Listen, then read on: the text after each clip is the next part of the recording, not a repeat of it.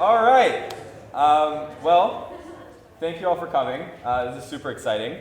I know it's always hard to get Princeton students in a room together, especially pre-midterm, so thank you all for coming out. Super excited to be here. Super excited that Michael came out here. Thank you. Let's start off. I'm curious, how many here are seniors, juniors, sophomores, freshmen? Oh, amazing. Cool. Got a pretty good distribution. We'll put the freshmen in the back of the room. I think they put themselves there. Amazing. So kind of plan for today, I'll give a little bit of background on Michael. I know, probably a good amount of you guys have some context, but I'll give a little bit more. I'll spend maybe 20, 25 minutes just asking some questions for myself, and then we'll open it up to the room. Hope everyone can, feel comfortable raising their hand, ask about anything and everything. I think one of the things that we learn, and I'll give the context on how we know each other, very little is not okay to ask here. So please ask the hard questions. Quick context on our relationship. As some of you probably know, I, along with Daniela Cohen, who's a senior here, co-founded Israel Tiger Trek about 2 years ago.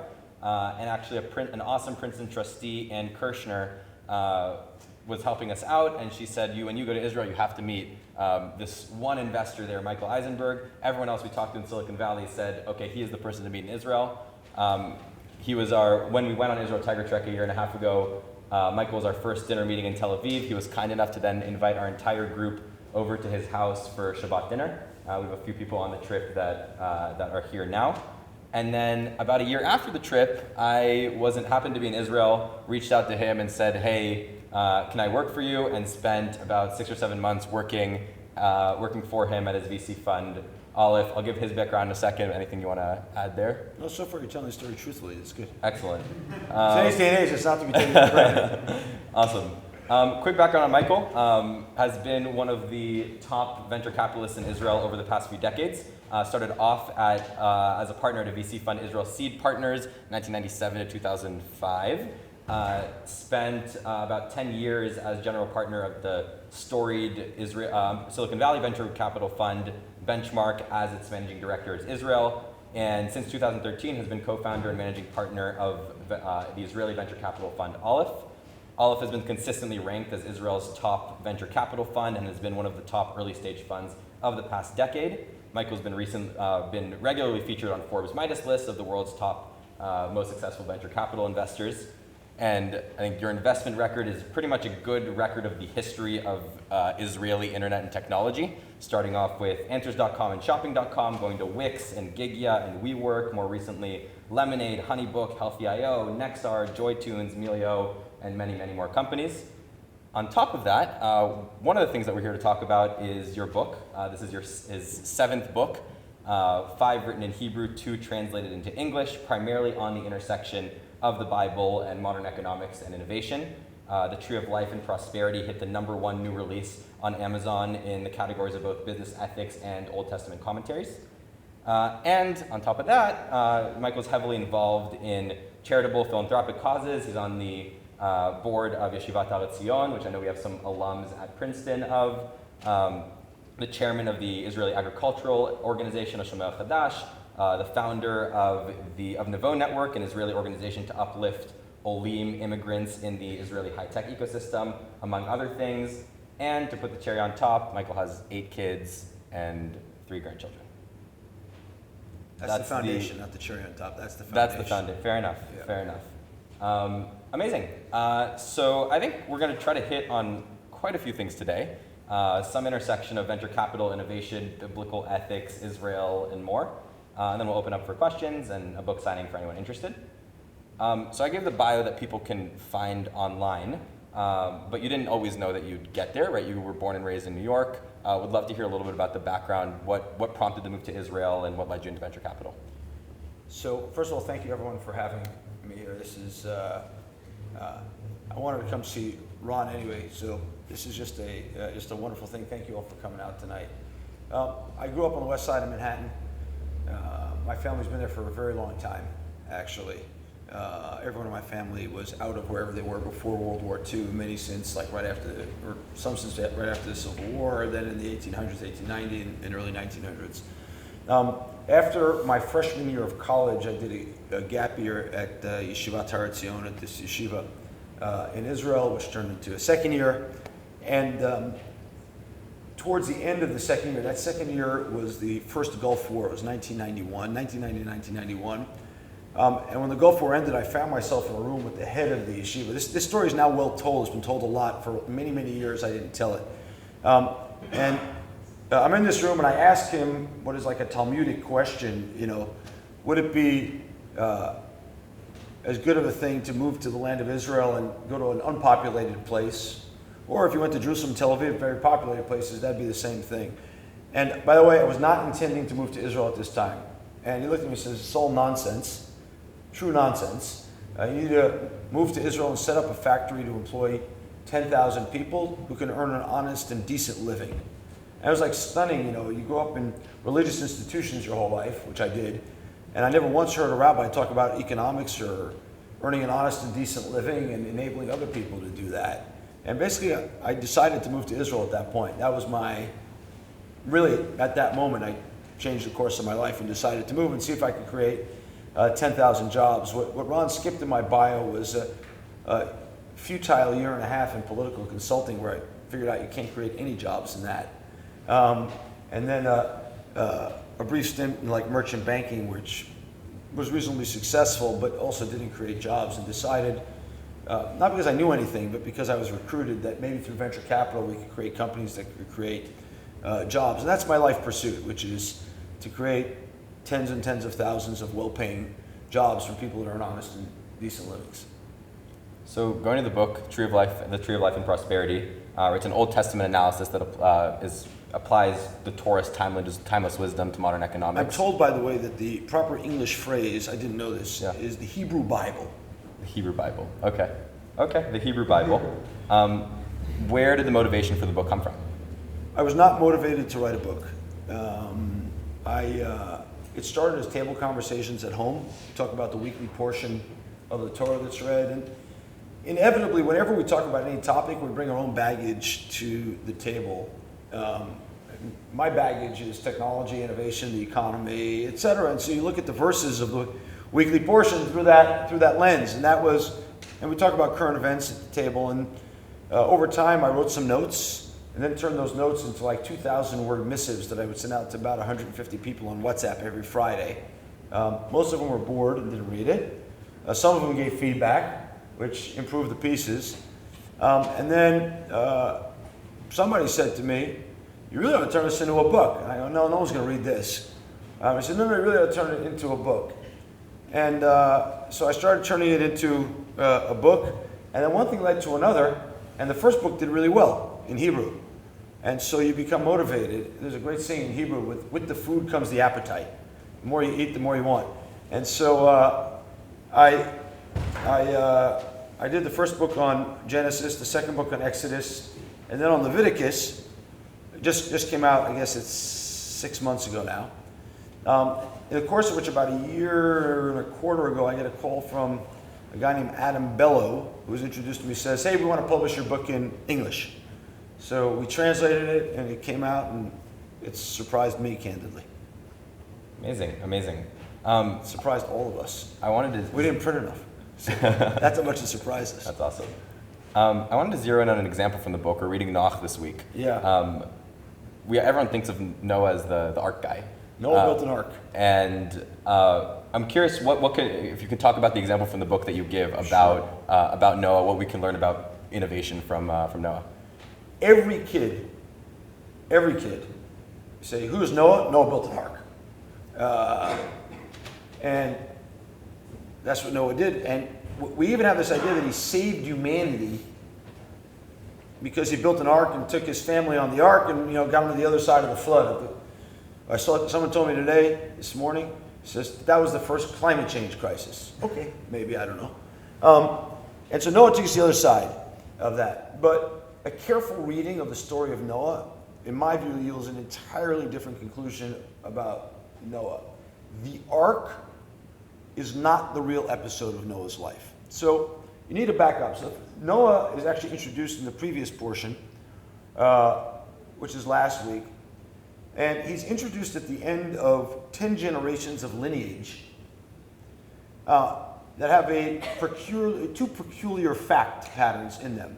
One is that initially the age in which people bore children descends. It starts, I can't remember the number, 180 something, comes down into people's 60s, and then makes a U-turn and goes way back up. And in the 10th generation, which is Noah, he has his first children that we know of at the age of 500. And so one needs to ask himself, what happened in the U-turn there? And I think careful reading lands on a guy that in English is called Jared. Now that is not helpful. The Hebrew name for Jared is Yered, which means down. It means down. And I think Jared Yered is actually the first Thomas Malthus of the world. Everyone familiar with Malthusian trap? So for those who aren't, Thomas Malthus, Anglican priest, said, basically humanity is growing too fast. We won't be able to feed humanity. By the way, that was like 7 billion people ago, and we're all still here. Things are good. Malthus turns out to be entirely wrong. But in every generation, there are Thomas Malthuses who say, don't have kids. The world's coming to an end. There's going to be climate change. We can't feed people. By the way, it doesn't mean there's not climate change. It just doesn't mean it has anything to do with having children. And there's stop having kids. The world is terrible. And don't do this. And that was Jared. Now, what happened probably, I think, and we can prove this, I think, from the text, is that there was man. He went from being a hunter-gatherer to a farmer, right? That's Adam. He's a gatherer from the trees of the Garden of Eden. And then he becomes a farmer and he makes bread. And the world starts to increase in size. There are more people and there's less food. And Jared said, like Thomas Malthus, we're not going to have enough food to feed the people. People stop having children. And then it tells us that Noah comes. And Noah is the first child born in the Bible who doesn't have a name. In every other case, the verse says exactly the same thing. So-and-so had so-and-so, whatever the name is, at this age, and he had more children. When it says that Noah is born, it says his father had a son, no name. And then in the next verse it says he calls him Noah because he will relieve us of the suffering of the cursed land. And we understand that how did Noah get the name Noah? Because whatever his name was before, anonymous, whatever he did kind of uncorked the bounty of the land. And the sages say, but I think it's obvious, that Noah invents the plow. And he's the first person in the whole Bible to have 3 children in succession. The first one, and right after it says not only to have 3 children, but humanity begins to flourish again and there are more kids and more people in the world. And then the world destroys itself. It becomes immoral and unjust. The powerful of society, referred to as the lords or the children of the lords, take women. Lewd and licentious behavior ensues. And people start stealing what's called Hamas in the Hebrew Bible, in the Torah. And humanity destroyed itself. Well, why?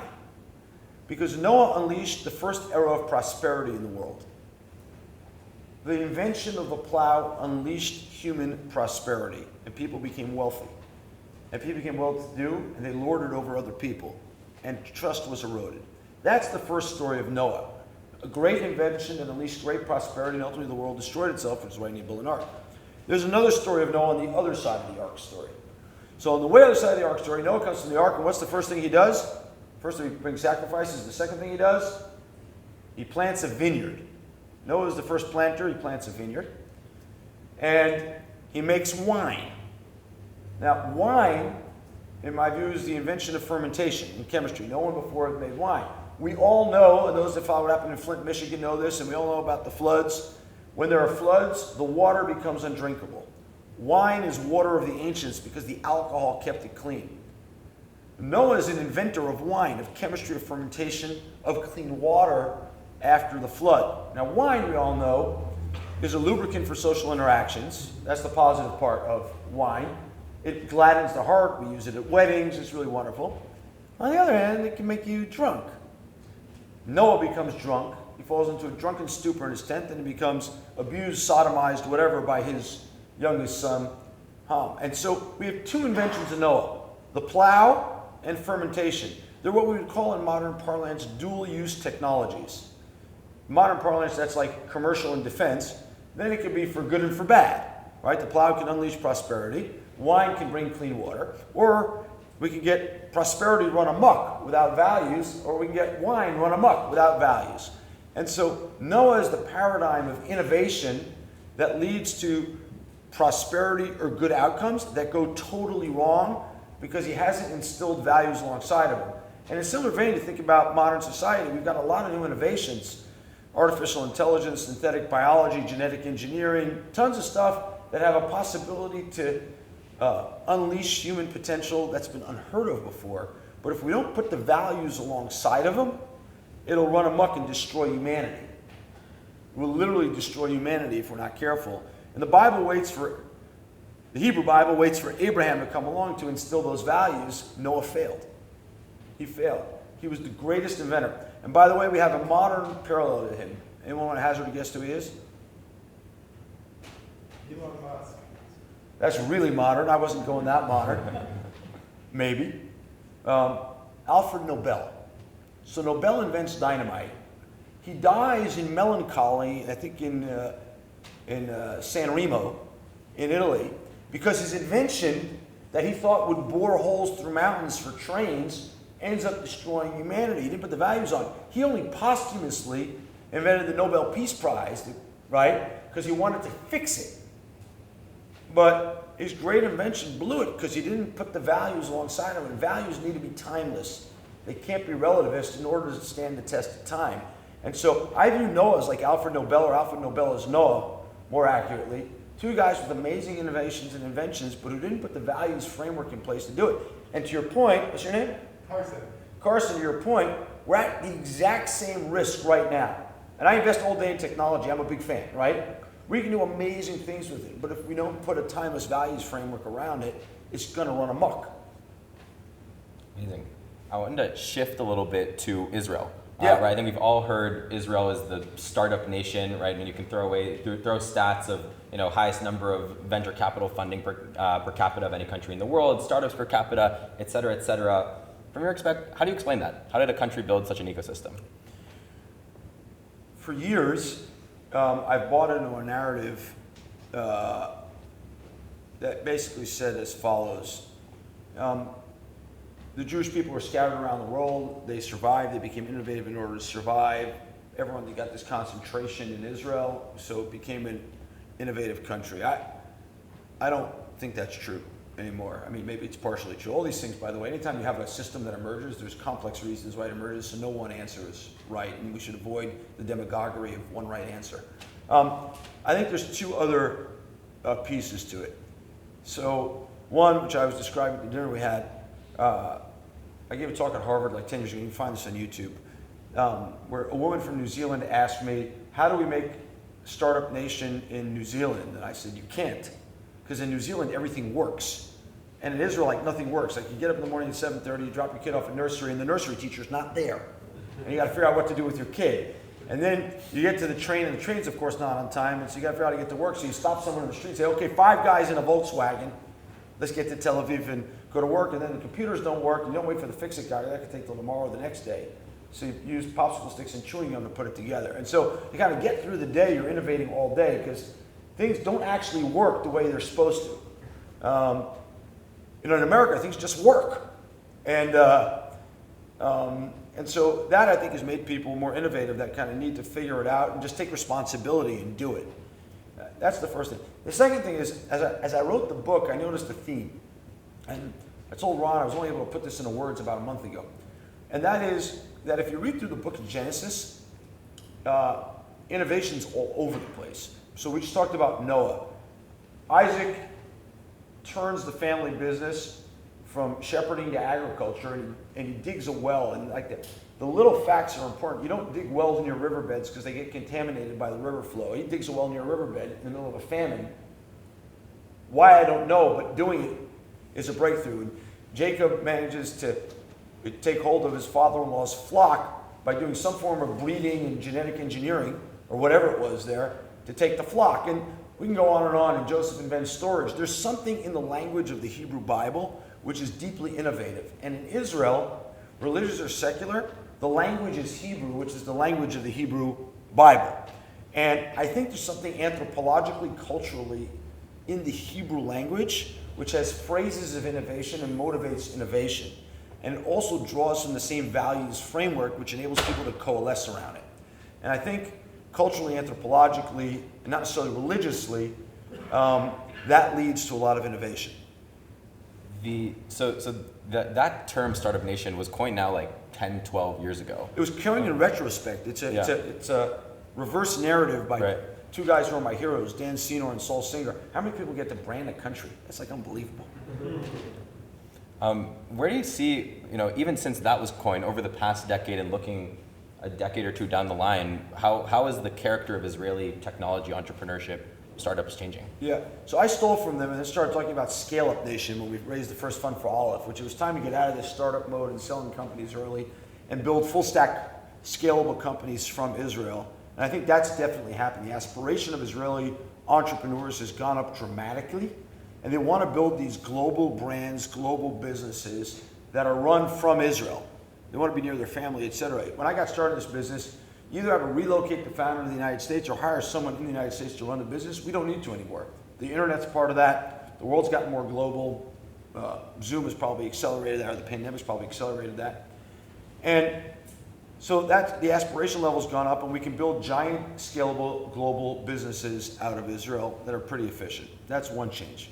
Two is, I won't measure my words. I think that, to Carson's point a little earlier, I think, let's say this, startups and software companies, what's the most valuable resource at a startup? People. People. Who said that? The people. What part of the people? That's a hard question. Right. Skills, determination. The skills of determination. Ideas. The ideas. Where do the ideas come from? People's brains. The brains.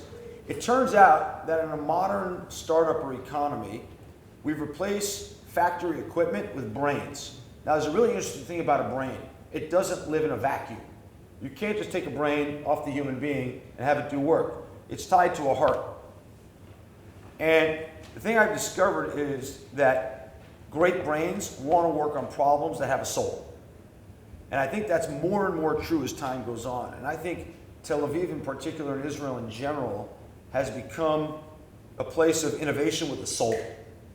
Innovation that will positively impact humanity. We had a rough run, I think it was like 10 or 12 years ago, maybe a little more. We had a lot of binary options companies and gambling companies. Israel outlawed it because it was bad.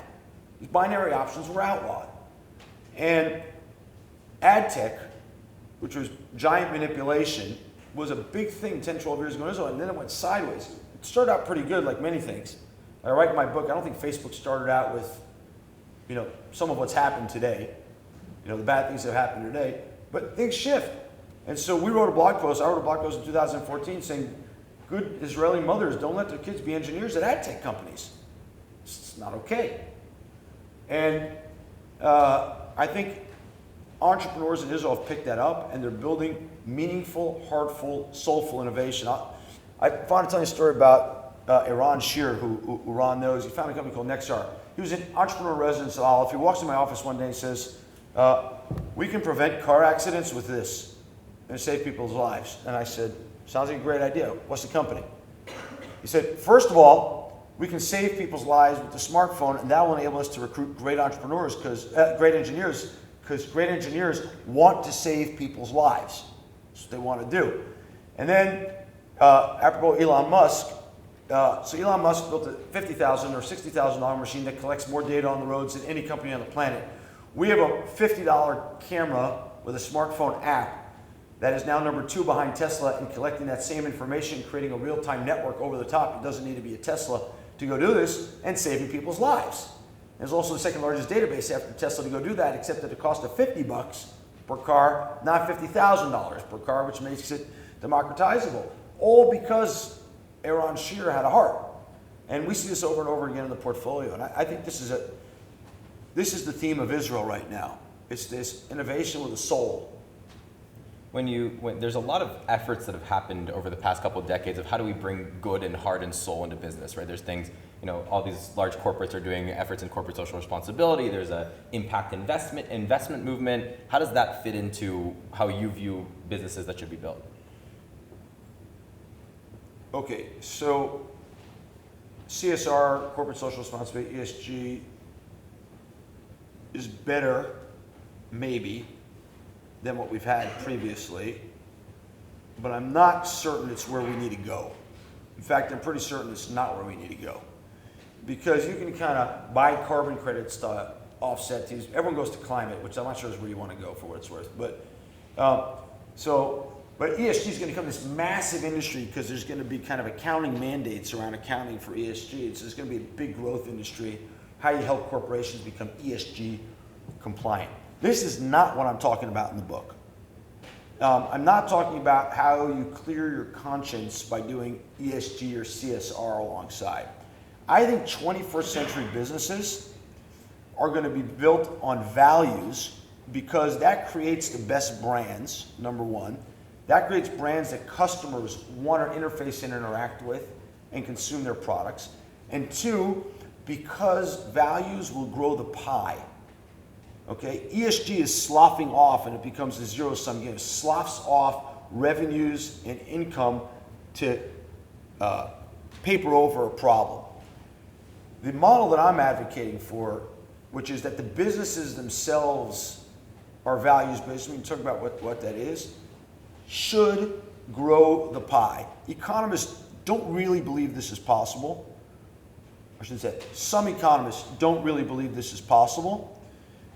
But I think we've proven that it is. There's all sorts of productivity in the economy today that we can't measure through measures like GDP or ESG or whatever it is. Stuff that's done by software that we didn't have. Look, this phone with all this information was 10 truck rolls a day. It was newspapers and phone books and, drive to the restaurant instead of just getting the restaurant to drive to you. And there's a lot of efficiency inherent in this software, which is growing the pie. And I think the more people we bring into that economy, the more brains with souls we bring into that economy, the more the pie will grow. So if a business, for argument's sake, there's a case I just made in Israel and we got a pilot running, said, we're going to hire 2 unemployed people and train them, I'm making it up, in a food additives factory, okay? So it's not a big expense, but if somebody gets sick, somebody retires, something like that, I got 2 extra employees. Even if they don't work for me, I've now moved someone out of, I'm making it up, a $25,000 a year job to a $50,000 a year job, inherently increasing the size of the pie. And so I think over time we'll see that companies will invest in increasing the size of the human economic pie inherent in that, and at the same time take cost out of the business by digitizing things that were previously atoms. And I think that will grow the overall size of the pie. And businesses based on these values of growing the pie, of doing the right thing, as part of the business model will do that. I have this investment in this company called Lemonade. It's obvious, it's a public company. We'll start there. I'll go on to a different example. So Lemonade, fastest growing insurance company in the world, said something really easy early on, which is insurance is a adversarial relationship. An insurance company makes more money by rejecting your claim. So in Rami's time of sorrow where his basement's been flooded, he calls the insurance company and goes, let me ask you a million questions, see how little money we can pay. Why? Because if you don't get paid, they make more money. And Lemonade said, no, we can change this around. If we just take money for running the pool, we have no incentive to deny your claim. We get a flat fee. So we're aligned. And that makes the fastest growing insurance company in the world. And moreover, they said if we treat people not like they're thieves, but like they're human beings with souls and hearts, and most of the time to tell the truth, most people are good, we get the benefit of that, we'll get a good community of people. And the way we're going to do that is whatever leftover premiums we have, we're going to give to charity. And it's not our charity, it's your charity of choice. So if you defraud us, you've screwed the Red Cross. Congratulations. And so you probably don't want to do that. And you have a behavioral economic disincentive to go do that. And this is the fastest growing insurance company in the world. And this creates more economic value because there's less fraud. This creates more economic value, less cheating. By the way, insurance is so much fraud. You pay roughly 25 cents on your premium dollar and other people's fraud. Nobody in this room, of course, but other people. And So using technology and values, we can do that. There's a business called Rise Up. It so far only exists in Israel. But this is stunning. These guys, Yuval Samit, Chief Product Officer at a company called Klarna. This runs basically all the e-commerce payments infrastructure Klarna does in Europe. Swedish company. He moves back to Israel and says, I'm going to solve the problem of people who don't have enough money to finish out the month in their expenses. That's the problem I'm going to solve. I'm going to ensure that every professional in Israel, basic professional in Israel, can finish the month out and pay all their bills. And they built this AI bot, which is not paternalistic. It's like empowering. You know, hey, you may want to think about that pizza this month for the kids. You're close to the end of your budget. And it does it in an automated fashion. And you know, it's created a community such that people are sharing stories of how they got out of overdraft and in a plus. Now, what we don't pay attention to is when people are in overdraft, they're constantly chasing their tails. They have a scarcity mindset, and people in scarcity mindset, this is proven with farmers in India and a million places. Even in Princeton, there's Adisha Fear, who's a professor here, has written a lot about this. What happens to people looking for jobs when they have a scarcity mindset? Amazing articles. So people make bad decisions, which hurts the economy more and more and more. Rise Up has moved many thousands of families out of overdraft and into positive financial territory month on month. What does that create? Savings, investment opportunities, ability to fix bad cars that cause car accidents, etc. So out of thin air, the same people, by making wiser decisions, have now created investment pools, and now mutual funds, pension funds, and all these people are after this cohort who they ignored. Working class folks who couldn't make ends meet are now investor class people, and they become part of the ownership class instead of part of the working class. That's a drama. And we can do a lot more of that with technology. Sorry. No, amazing. That was a long-winded answer. Amazing. I'm curious if you could talk a little bit about investing during COVID. Right, COVID kind of brought in this whole unforeseen set of circumstances to the world at large, both in terms of values, but then also just generally in investing in early stage tech. What happened at the beginning of COVID? What was your approach? On March the 4th, so I was in the US at the end of February. I was at a conference in Utah with a lot of executives, and I had a sense already since like the beginning of February something was off. I know it sounds neurotic. I was cleaning my seat on the way on that trip to the US with a alcohol wipe. But I wasn't going to give up this conference, my favorite conference of the year, and it has skiing involved, so good boondoggle. And anyway, I get back to New York, I sense something's up, and they may cancel flights, and I move my flight up a day to go back, and I say, wait a minute, if I'm thinking of moving up my flight to go back to Israel, I think someone may close it. This is stop. Think about who you need to tell something to. And I wrote a letter, I think it was on March the 4th, to all of our portfolio company CEOs, which said, I don't know what's going to happen. There's something exponential going on. Something's happening. It's going to cause mass uncertainty. Out of mass uncertainty comes opportunity. You need to prepare yourselves for opportunity. So if you think you're going to be low on cash, hoard cash so that you can take advantage of the opportunity. If you have cash, get ready. Opportunity will come. Opportunities emerge. And sometimes you have long downdrafts. You got to wait for the opportunity. But this is a time to be nimble and opportunistic for the upside. And I sent that off. We did the same as a firm. We invested a fair amount. We had to first figure out how to meet people because I'm so old. I'm not good at Zoom, and so I couldn't invest over Zoom. I was incapable of investing over Zoom. And so I found ways to meet people, walks, farm, outdoors, even when Israel was really locked down. Because I'm chairman of the Shomer Chadash, I had to get out of jail free card. I could go anywhere. And so we went and did that. And so we insisted on meeting everybody, and that way it didn't change. At the same time, the velocity of investments has changed entirely. I mean, you got Tiger writing term sheets in 4 days, doing all the work in advance. They hire like Bain consultants who do a ton of work, call hundreds of customers, and then write term sheets. So the pace of capital has increased because the government printed so much money. The amount of capital and liquidity available has gone up. I don't know how much, but a lot. And you got people investing like, partying like there's no tomorrow. You got a whole cadre of venture capitalists who've never seen a downturn. So I don't think that much about happening in COVID. I think what's going to happen when there's a downturn. And then as Warren Buffett says, when the tide goes out, we'll find out who's not wearing a bathing suit. And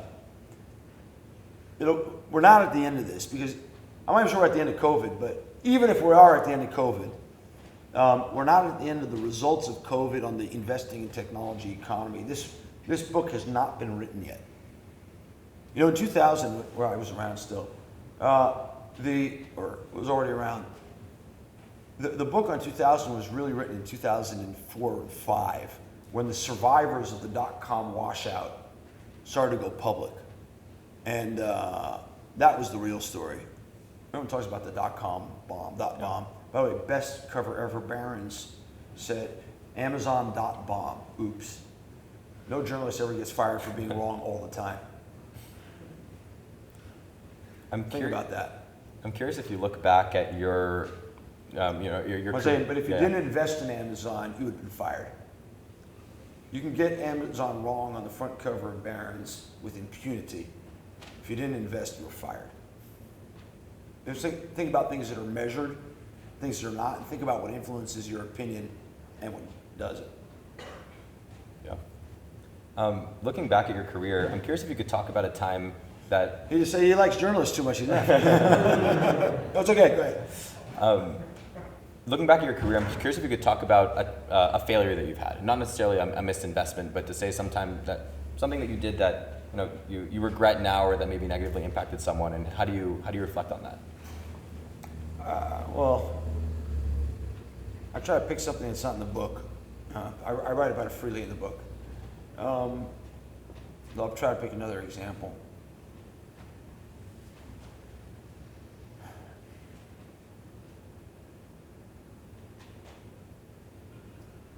All right, talk about the one in the book that comes to my mind. We had a company, you all know what photo books are now, right? So you have digital photos and you put them in a photo book. So I invested in the first company that made photo books. Had the patents, the whole 9 yards, really talented guys, and we had a killer CEO, and it was like 2000. That was going swimmingly well. It was going so well, we decided what today's called full stack. We decided to go full stack, but the world wasn't ready for full stack then, which is we managed the printing facilities. We built them and managed the printing facilities. We controlled the software, the order flow, the logistics, etc. Only Amazon did that then. Nobody else did that. And we decided we were going to go for it, which required a lot of capital investment. And then the market turned, and it became hard to raise the money we needed to go do that. And the board decided, against my opposition, I voted against it, that they were going to shut down the United States facility. We had a Japanese business and a US business, and the technology was in Israel. And then decided not to pay the US employees their severance. This was too much for me to handle. I objected and resigned the board, so I did the right legal thing. But I think it was a moral failing of mine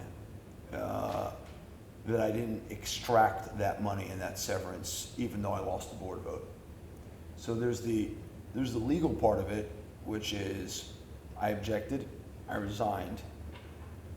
That's what you had to do if you thought it was wrong. And I vehemently objected. There was one other person. We lost the vote 5-2. But it's not enough. And the right thing to do would have been not to go home, not to sleep at night until everyone got paid. And I consider that a real failing. Awesome. We lost the company, which is not surprising.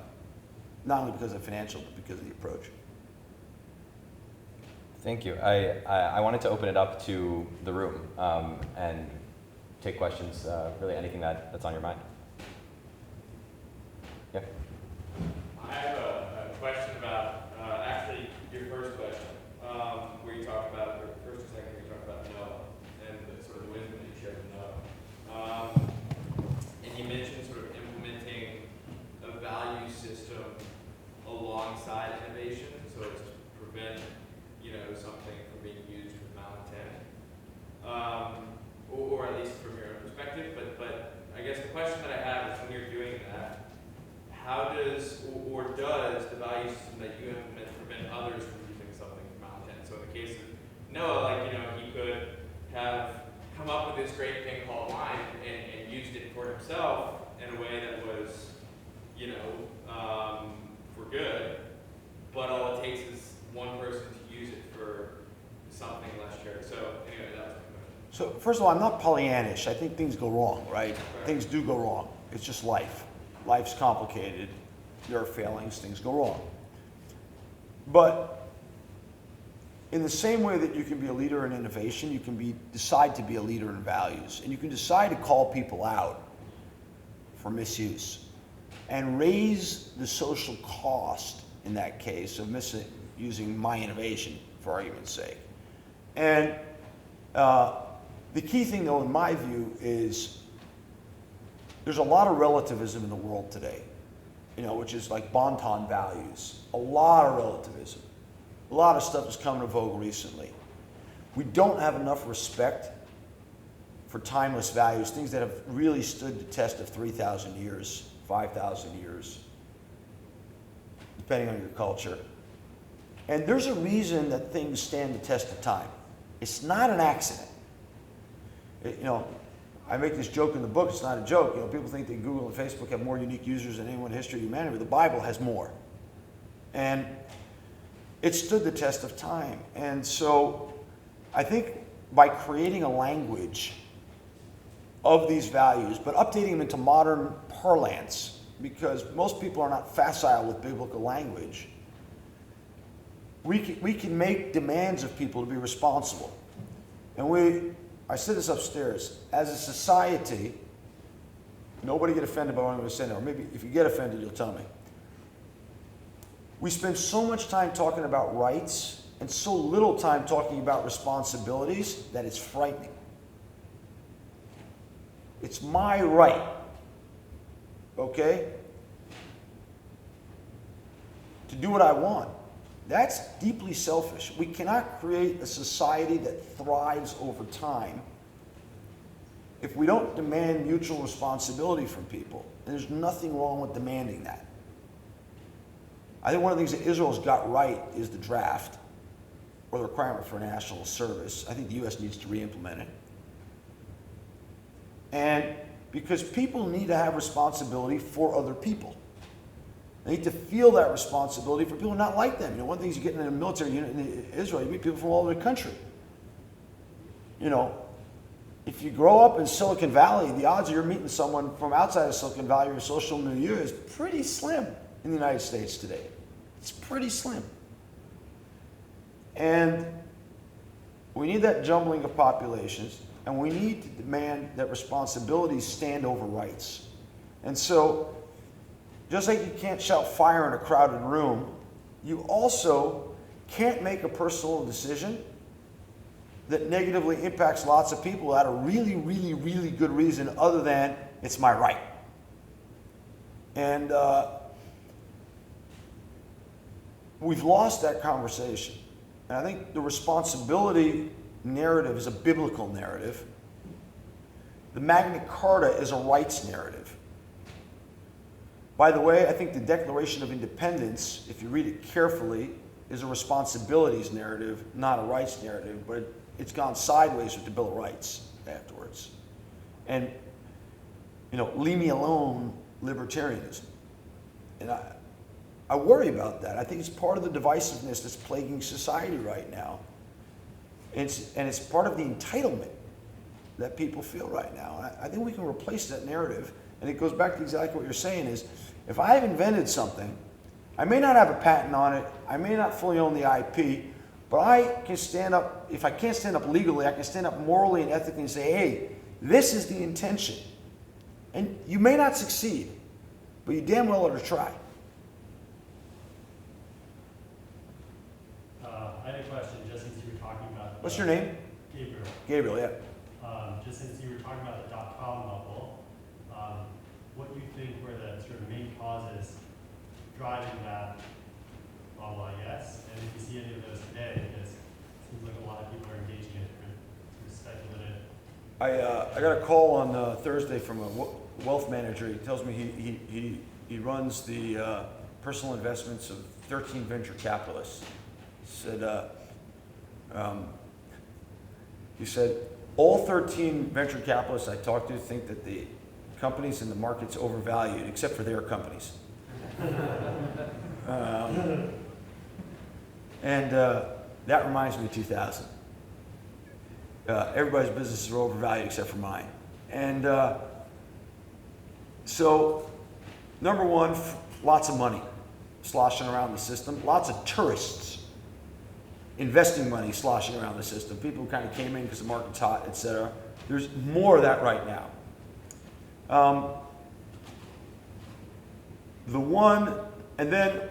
I'd add to that because of, there's two, that's what's similar, okay? And salaries that are going up much higher. And when you start to see people spend a lot of money on rent, which hasn't happened because of the pandemic, but if we get back, like rents and wherever it is may or may not go up, that should really worry you. What percentage of the startup's budget is spent on rent is the real estate guys make the money and not the engineers. You got a problem. But there's two different things right now, which is what makes this so complicated. Number one, because the Fed has dropped interest rates to zero and the pandemic's taking people out of commercial real estate and gold hasn't done anything, where do people put their money? And so the only thing growing is technology. So there's a real reason around money. The second thing that's happened is there's trillions and trillions and trillions of dollars of market cap, which is shifting from the old economy to the technology-driven economy. So we're in the middle of this, making it up, 40-year secular trend of market cap, going from one economy to another economy that's powered by this venture capital. And at the same time, these businesses can now be global. So your market's not 350 million Americans, it's the rest of the world sans China, right? And so you got however many people out there, 6.5, 7 billion people you can service. All of a sudden markets are ever larger. And if you miss out on Amazon, Shopify, whatever it is, and you're not a journalist, you're an investor, you know, it's missing out on, the biggest investment returns in human history because some of these actually really work and become giant global businesses with trillion-dollar market caps. I don't think it's an accident that Amazon's got a trillion-dollar market cap. It's a juggernaut. And so you can't miss that. And so all this money is trying to find the next Amazon. And then you got a stock market where there's nowhere else for money to go, so it kind of keeps feeding on itself. At some point, the music will stop, and there will be a bunch of $1 and $2 and $4 trillion companies, or $100 billion companies, or whatever the case is. I don't think Stripe's going anywhere. That's a real business. And then there'll be 80% of the businesses where people regret having put their money in there. I think. Maybe this time it's not 80%, it's 60%. I don't know. There's a great line in the Talmud which says, after the destruction of the second temple, prophecy was given to fools. And many people make predictions that are pretty foolish, so I'll be careful. Jefferson? Yeah, I'm curious on some of these kind of long-term trends that you talked about digitization and these growing efficiencies and all of that. Obviously, that sort of thing, expands the pie overall, but leaves certain people behind. Yes. So I guess I'm curious about how you think about sort of the social inequalities that are created by this sort of growth that you're envisioning. I'm really glad you asked that question. So this is a complex answer, but I think important to say.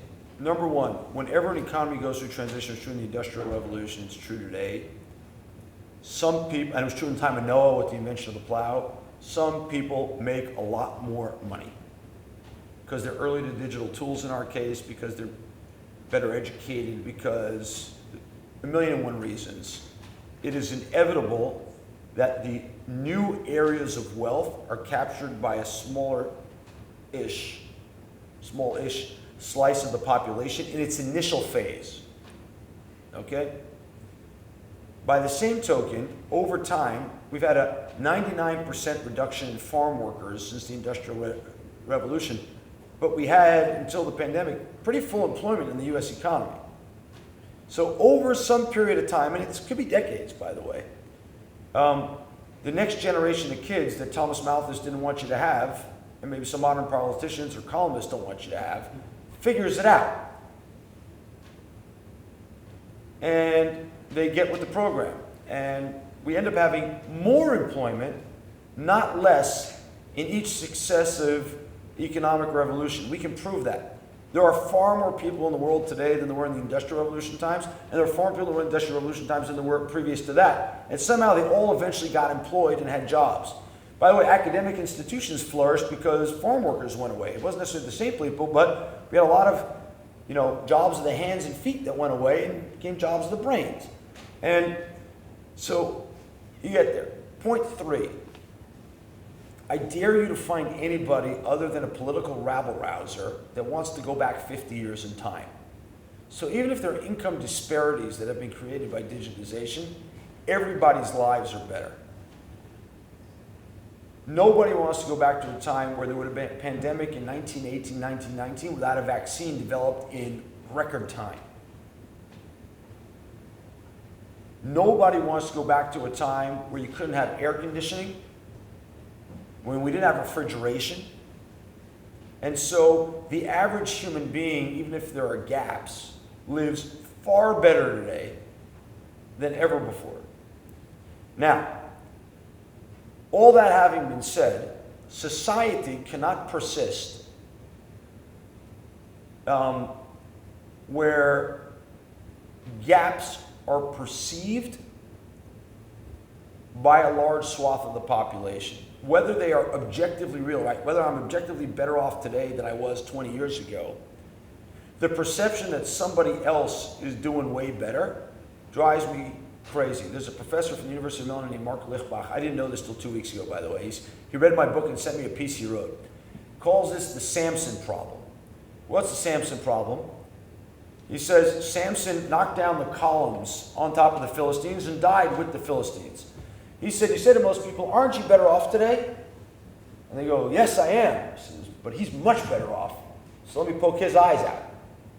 And it is, in fact, human nature, and game theory, by the way, doesn't account for this enough, that people derive psychic benefit and feel better if they can poke somebody's eyes out and doing well.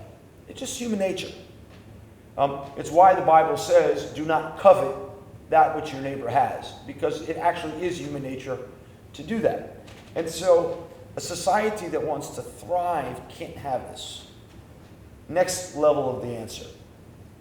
Government cannot solve this problem.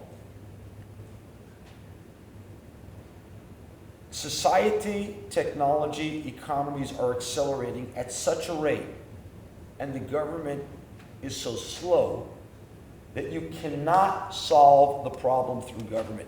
And redistribution and socialism never works.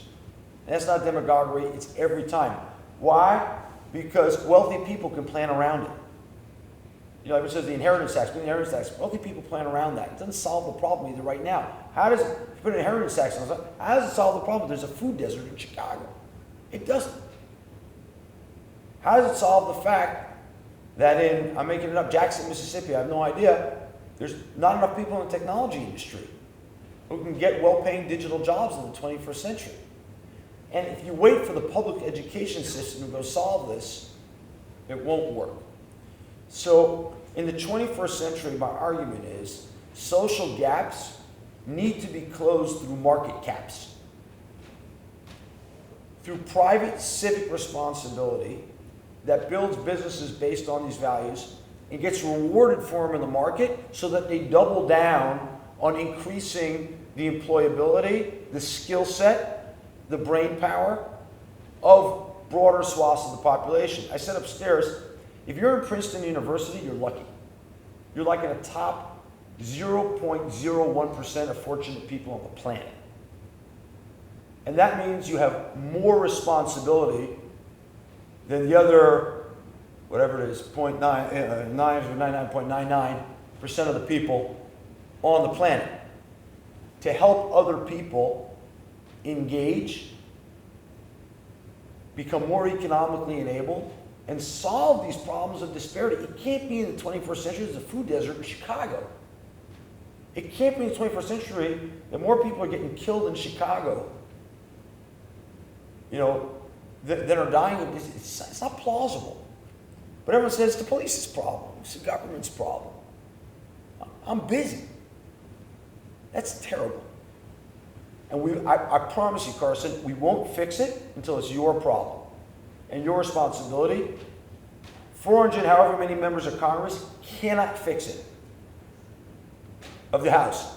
100 senators cannot fix it. Biden won't fix it, nor Trump nor Obama. Whoever the next person is. They can't. It's moving too quickly. They can pour money into it once you fixed it and scale it up. That's what government is good at. Pouring money in and scale up civic solutions to problems. But if you don't own it, it won't get fixed. So how do we solve the disparity? By being present. If they see you and you're in the 0.01 of fortunate people on the planet, you've got a relationship. And you can strap 4 people on your shoulders and take them to the 21st century. And so that's what we got to do. That's how you build a cohesive society. And by the way, I think that's why Israel is in better shape than the United States, because you have that mutual responsibility inculcated in the military. And so people turn up. You know, when we had in the middle of the most recent thing in Gaza, so in some of the mixed towns, Israeli, Jewish and Arab towns, there were outbreaks of violence. People turned up. They didn't know the people there, they just turned up. My son spent a weekend there. You gotta just show presence in the street and be there for folks. Calm tensions. That's what you gotta do. They don't wait for the police or the government, they won't solve it. Don't wait. Jelani? How do you plant that sense of ownership in people besides doing drafting everybody? How do you? Yeah, I heard her say. So first of all, we should draft everyone. Okay, now one of the reasons I'm here is to tell Carson that he's got to own it, and this is hand-to-hand combat. And in an era of social media, hand-to-hand combat can go viral. Okay, because if Carson turned up in Chicago and Jelani turned up in, I'm making it up, Jackson, it doesn't matter where, Boulder, I have no idea, San Francisco, and said, I got this. And you got cameras all over the place, and people want to be inspired by this. So, you know, one of the things I've said about modern times for years, I never had an algorithm for it, now I got one, was that the bizarre, I don't mean bizarre like strange, I mean the bizarre like things that rarely happen, seem to be amplified in the modern era. I kept saying that, like 2 weeks ago I read a tweet which said, even something that has a 1 in a million chance of happening happens 8 times a day in New York City. And then you go, wait, if it happens 8 times a day in New York City, it happens 350 times a day in the United States. And if there's a camera everywhere, that means 350 people with 5,000 fake friends on Facebook has put that thing up. 5,000 times 350 means everyone thinks it's happening everywhere. So if all the people in the room here decided to go somewhere and go solve the problem, it would happen 50 times in a week, and you could change the narrative. And then if you narrate the change you make, you'd be shocked how much impact you can have. You're at a time where if you decide, you, not her because you waited for her, and not the police, to go make it, you can actually change it. This organization I chair was started by a guy who left his military service because his father was being abused by local Bedouin who were burning his fields and cutting down his fences and stealing his cattle.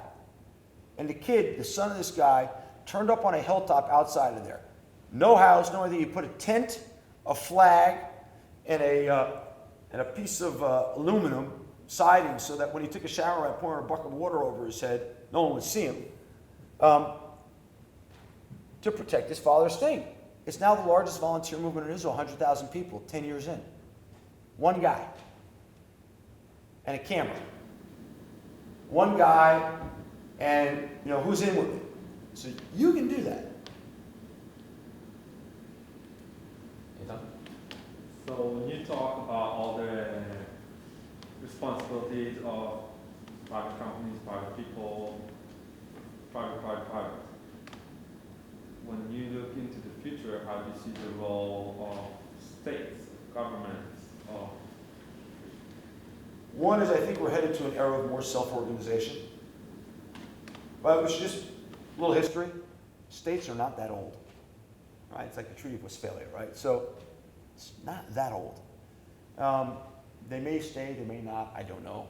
I think they're a good idea. I think national identity is a good idea. I don't know what the future holds. Like I said, prophecy was given to fools. But we're in a time where you can self-organize at a rate that was never possible before. Never possible before. Unfortunately, that self-organizing has been used for what I would call rights rather than responsibilities, and for violence rather than taking responsibility. And so I actually don't spend a whole lot of time, because I'm not a political theorist. I do have a degree in political science, but I wasn't in class that much. And I'm more interested in what we do as a civic society. You get to vote once every 4 years for the president and once every 2 years for Congress. You get to vote every minute of the day on what you do with your time. Think about that for a second. You get to influence the direction of politics every 2 or 4 years. You get to influence society every minute by voting what to do with your time. And it's a decision. Every minute's a decision. It's not like, okay, I'm just going to waste some time right now. It's a decision to waste some time and watch some TV. That's a decision. You decided you wanted to watch TV rather than go to a food desert in Chicago. I'm not judging you for it, but it's a decision. Just own it. And so I don't spend any time, thinking about what the future of the state or the government looks like. If I run for office, which I'm not doing, I would spend time thinking about it. And so, or if I thought that I could get a job in government and have an impact, I spend some time thinking about it. But I'm not, so I don't. And I don't think most of the people in the room are thinking about that right now either. But we got 24 hours in the day, 7 days in the week, 365 days in the year. And so you vote that time every minute. I had a rabbi in the 9th grade. He and I didn't get along very well. He taught me one lesson. I spent a whole year in his class basically not learning anything. And we're not on the same wavelength. But he said one thing that made an indelible impact on my life, and for that alone it was worth it to spend a year in his class. He said there's never a better English expression than killing time. Because once it's passed, it's dead forever. And that had a huge impact on me. And we got that time. So one thing we got in this world is our time. Any final question? Yeah. Jackie. You said Jeff? Jackie. Jackie. It's just hard to hear people behind their masks. I want to ask, you have a very unique opinion of like society and our responsibility. I want to ask, what led you down this path? Was it like a dream with someone who you realized you wanted to help? What caused you to shift in such a unique direction? I don't think I shifted. I think, first of all, it's a really good question. I never thought about it. Let me just say that. I don't think it's that unique. That's the most important thing to say. So, the book called The Tree of Life and Its Prosperity is on the Hebrew Bible.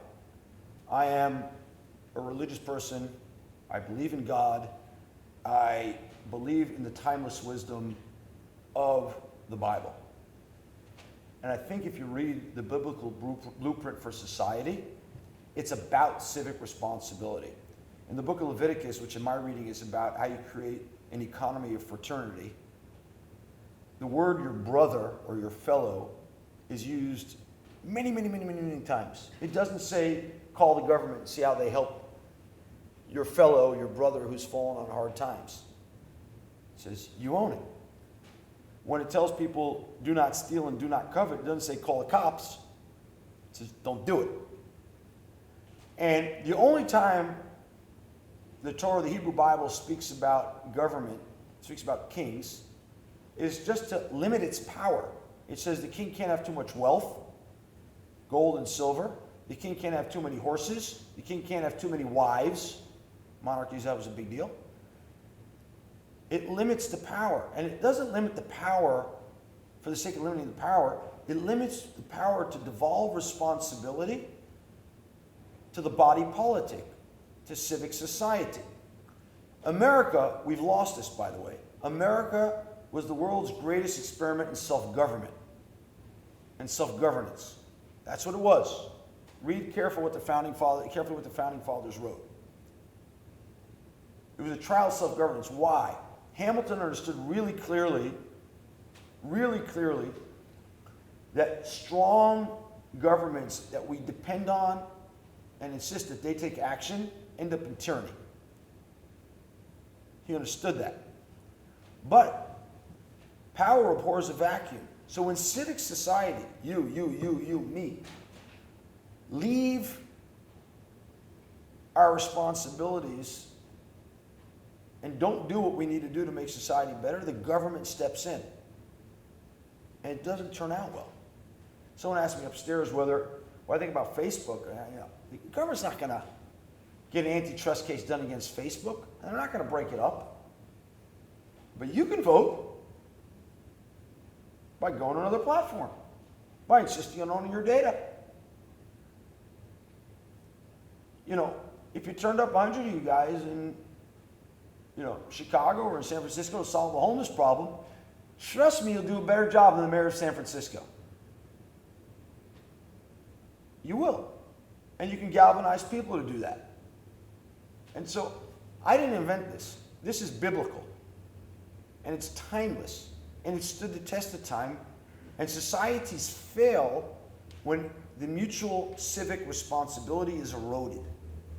And so what I'm trying to cry out right now is, we're at a moment in history where things have gotten divisive because the government has occupied so much space. Sam Altman, I think it was, tweeted, "Politics is the new religion." No. Because politics is the government being divisive because people get elected by preaching to people's animal spirits. Poke his eyes out. You got a chance to be inclusive and empowering. And then to get the government to scale it up when you've done a really, really good job of it, which I'm certain you will, Jackie. Amazing. Thank you all so much for coming. Really, really appreciate it. I think we'll close it up for today, and if anyone wants to come up and chat, Sure. More than welcome to. But again, thank you all so much. Really appreciate it.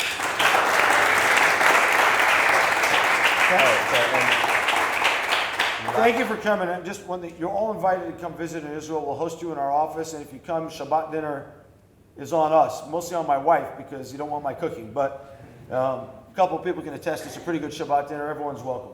I can attest. Last but not least, Lillian, do you want to say a few words? First of all, thank you, Michael. Great talk. Really appreciate it. My name is Lillian Sang. I work at the Keller Center, so I'm not a freshman, sophomore, junior, or senior. I work at the Keller Center, and I run a program called Princeton Startup Immersion Program. I don't know if any of you have heard of it. Short thing is PSIP. And what it is, it's just a little summer program to get students who are interested in entrepreneurship, interested in working at a startup company, to experience it either in New York City, Tel Aviv, or Shanghai. The last couple of summers, it's been a bummer because no one's been able to travel anywhere, but still, we made it work.